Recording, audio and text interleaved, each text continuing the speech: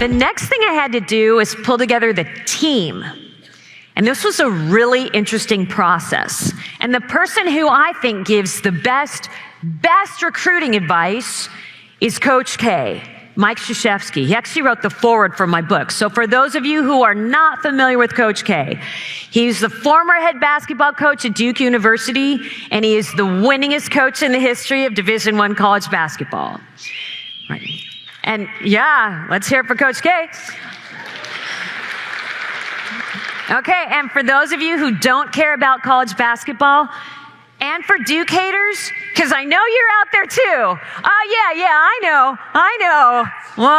Okay, bear with me for a second, because Coach K was also the head men's basketball coach of the U.S. national team, right? Our U.S. men's Olympic team. They brought home several gold medals. So even if you hate Duke, crazy people, you kind of have an appreciation for all those gold medals, right? So I was fortunate enough to serve on the board of the Coach K Center on Leadership and Ethics for a number of years. So I got to interact with him a bit. And I remember this one breakfast our board had with him when they had just come back from winning a gold medal. And we were talking to him about what he looks for when he's recruiting a team.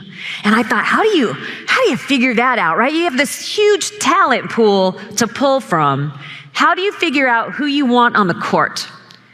He had a really interesting answer. He said that when he's recruiting a team, what he looks for is ego.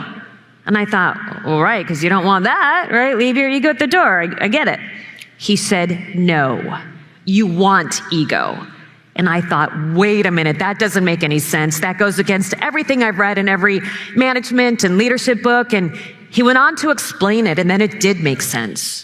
He said that when he's recruiting a team, there's two kinds of ego that he looks for. The first is what he calls performance ego. He said, I want people who are good and who know that they're good. He said, I don't want LeBron James to come out onto the court and be a wuss. I need him to be LeBron James with all of the confidence that goes with him. And I thought, okay, that actually makes perfect sense, because I certainly do not want to be climbing Mount Everest with a bunch of teammates who are up there thinking, gosh, I don't really know about this. Looks pretty high up close, right? You want to be climbing with people who are thinking, I've got this, right? I've got this. So that's performance ego. The second kind of ego that Coach K looks for is what he calls team ego. He said, I want people on my team who are going to be proud to be a part of something that collectively feels more important than the individuals alone, right? Name on the front of the uniform, Team USA, is more important than the name on the back of the uniform. And that made sense to me as well, because I wanted women who are going to be proud to be a part of the first American women's Everest expedition and wear our country's flag on their sleeve. And I can honestly say, if I had to pull together another team of women, it would be the exact same ones.